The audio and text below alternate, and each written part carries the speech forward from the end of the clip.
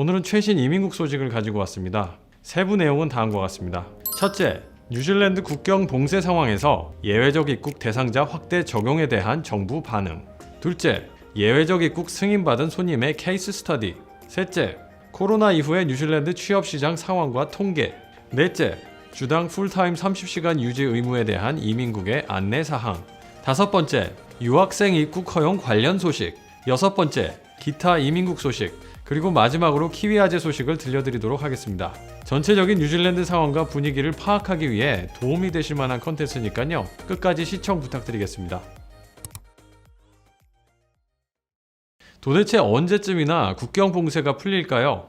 그게 아니라면 워크비자나 학생비자 가진 사람들은 언제쯤 입국이 허용될까요? 뉴질랜드에서 코로나 사태로 인해 매일 1시에 있는 정부 브리핑에 온 국민의 관심이 집중되고 있는 와중에 잊혀진 존재들이 있었습니다. 바로 뉴질랜드 국경 봉쇄로 인해 입국을 못하고 국경 봉쇄가 풀리기만을 목이 빠지게 기다리고 있는 분들인데요. 무려 수만 명에 달하는 사람들이 이런 상황에 처해 있다고 합니다. 정부에서는 코로나 바이러스의 확산을 성공적으로 차단했다고 자축하는 분위기입니다만 이제 슬슬 잊혀진 사람들의 목소리가 언론을 통해 부상하여 정부를 압박하며 결단을 시험하는 상황이 점점 대두되고 있습니다.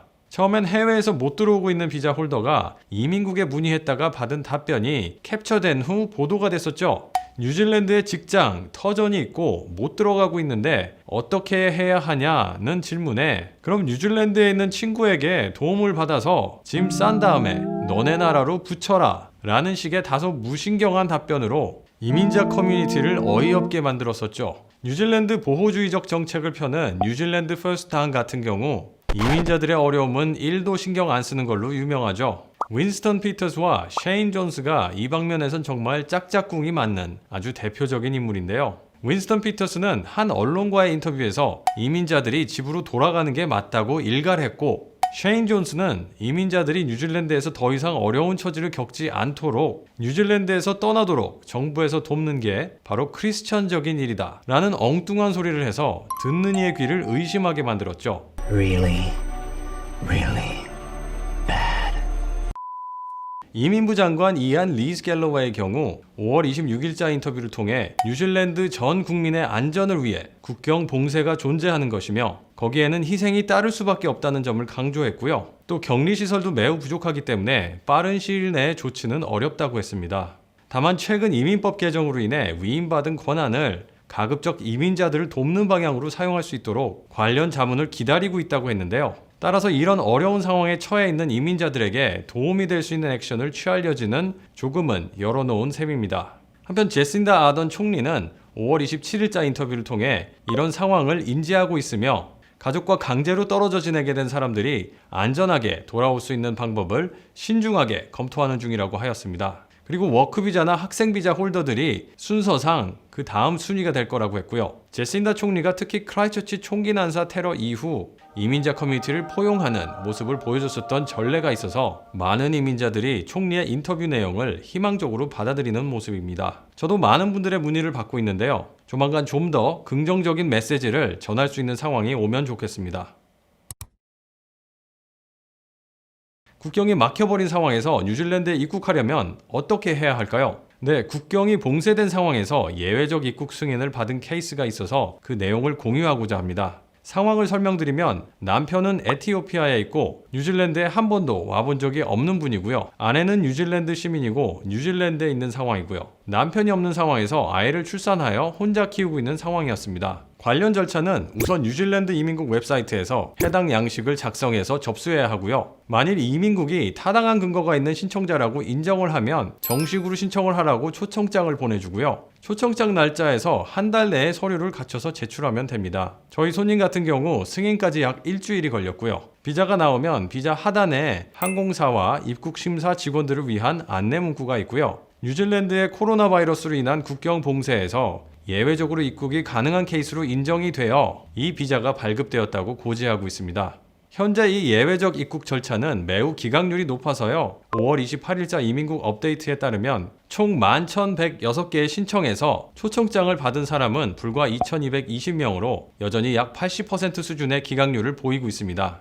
만일 예외적인 상황이 있으며 도움이 필요하시면 연락을 주시기 바랍니다. 다음은 코로나 이후 취업시장 상황인데요. 사람들이 우려하듯 취업시장에 타격이 있었을까요? seek.co.nz의 통계 자료를 분석한 리크루팅 회사 엔터프라이즈에 따르면 3, 4월간 취업시장에 상당한 영향이 있었고 모든 산업 중 85%에 달하는 산업에서 등록된 구인 광고 숫자가 급감했다고 합니다. 그 와중에 오히려 구인 광고가 늘어난 산업은 다음과 같습니다. 커뮤니티 서비스와 커뮤니티 개발, 정부와 방위, 낙농업과 자연보존, 금융 서비스가 있었고요. 가장 큰 낙폭을 보인 산업은 다음과 같습니다. 엔지니어링, 과학과 테크놀로지, 영업, 콜센터와 커스터머 서비스, 건축 이렇게 큰 폭으로 구인 광고 수가 줄었습니다. 지역별로 구인 광고가 늘어난 곳은 기스번, 마나와투, 태스만 지역이라고 합니다. 그 이외 모든 지역은 구인 광고가 감소했다고 합니다.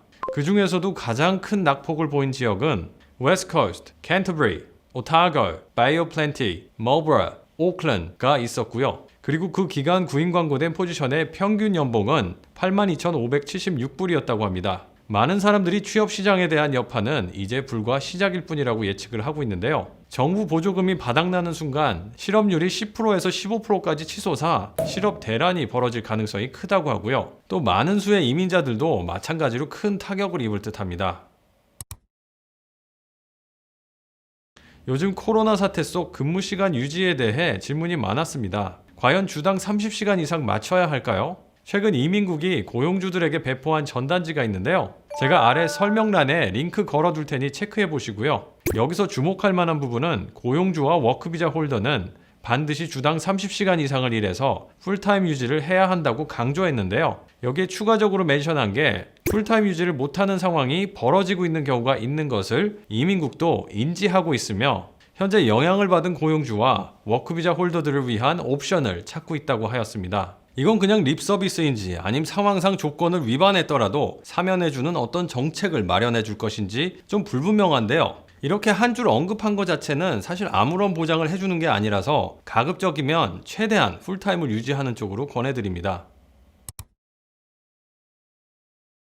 유학시장 상황은 어떨까요? 고등학교나 대학교 모두 재정에 있어서 유학생들이 가져오는 학비가 매우 큰 비중을 차지하는데요. 최근 한 연구 결과에 따르면 6개월간 국경 봉쇄가 지속되면 무려 1.5조 달러의 경제적 손실이 예상된다고 합니다. 이렇게 되면 관련 교육기관들의 생존의 문제도 걸려 있어서 유학생들이 들어올 수 있게 하는 방법을 정부 쪽에서 심각하게 고려하고 있다고 하고요. 빅토리아 대학의 경우 전세기를 띄우는 방안도 타진해보고 있다고 합니다. 자, 이제 이민국 쪽 상황을 보면 현재 97%까지 인력을 가동하고 있다고 하고요. 또 비자 심사 중 이민국 쪽에서 보내오는 문제제기 레터나 추가 정보 요청 등 맞춰야 하는 데드라인이 있는 경우 코로나 상황을 감안해서 대체적으로 추가적인 여유 시간을 주고 있습니다. 그리고 기술이민이나 인베스터2 영주권 신청의 경우 원래는 초청장 발급 시점에서 4개월 내에 접수 완료해야 하지만 접수 시한을 예외적으로 4개월 연장해 주기로 결정했습니다. 네, 그리고 마지막으로 키위아재 관련 소식인데요. 7월 초에 퀸스타운을 방문하여 이민 관련 세미나 그리고 Q&A 세션을 가질 예정입니다. 관심 있으신 분은 아래 설명란에 있는 링크를 통해 등록을 해주시고요. 확정되는 대로 따로 공지를 드리도록 하겠습니다. 오늘은 뉴질랜드 이민 관련 최신 소식을 한번 간추려서 정리해봤습니다. 도움이 되셨다면 구독, 좋아요, 알림 설정 부탁드리고요. 궁금하신 점은 이메일 보내주시기 바랍니다. 다음 주에도 역시 여러분께 도움이 되는 정보 가지고 오겠습니다. 감사합니다.